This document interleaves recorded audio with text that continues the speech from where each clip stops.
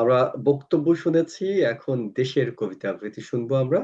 আমাদের চুন্নু ভাই কবিতা নিয়ে আসছেন, এরপর পরই আরো একটি কবিতা আমরা শুনবো আমানুর রশিদ আপনার কাছে।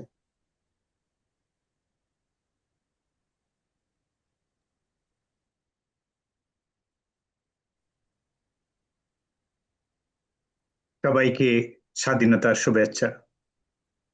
কবিতাটি আমার স্বরচিত।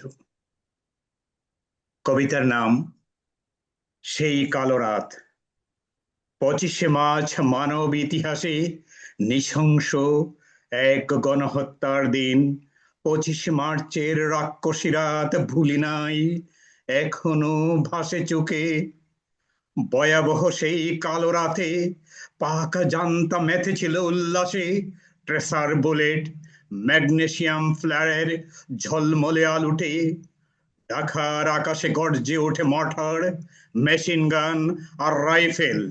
ঘুমন্ত নগরী কেঁপে কেঁপে উঠে, কেঁপে উঠে সমগ্র পূর্ব বাংলা। আগুনের লেলিহান শিকায় রাত হয়ে ওঠে বিভীষিকাময়। নববধূ, আবাল বৃদ্ধ বনিতার রক্তে কলঙ্কিত হয় নগরী। সেই রাতে হায়নারা অতর্কিতে ট্যাঙ্ক নিয়ে হামলা চালায়। এক যুগে চলে নির্বিচারে বালি নিধনের মহাহত্যাযজ্ঞ।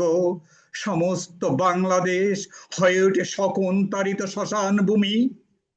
বিশ্ববাসী অবাক হয়ে দেখেছিল সেদিন নারকীয় কাণ্ড।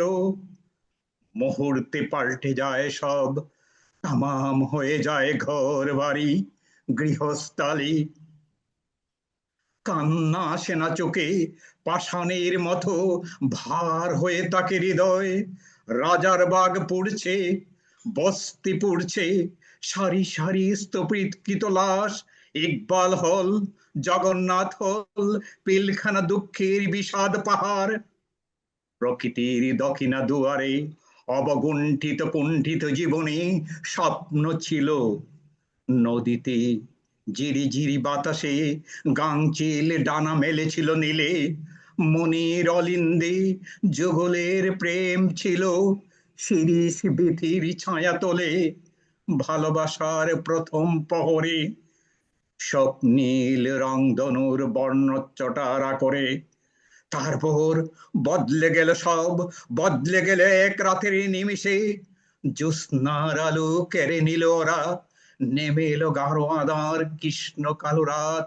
নির্ঘুম কাঠে মাটির শয্যায় ধুলুর চাদরে বন্ধ ঘরের অন্ধ প্রকোষ্ঠে সময়ে যায় মৃত্যুর প্রহর গুনে গুনে। সেই অগ্নিজরা লগ্নে প্রকম্পিত বাংলায় উচ্চারিত হয়েছিল মুক্তির অমোঘ শপথ।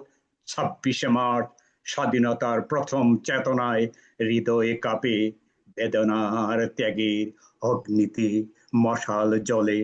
আসসালামু আলাইকুম। ওয়ালাইকুম আসসালাম।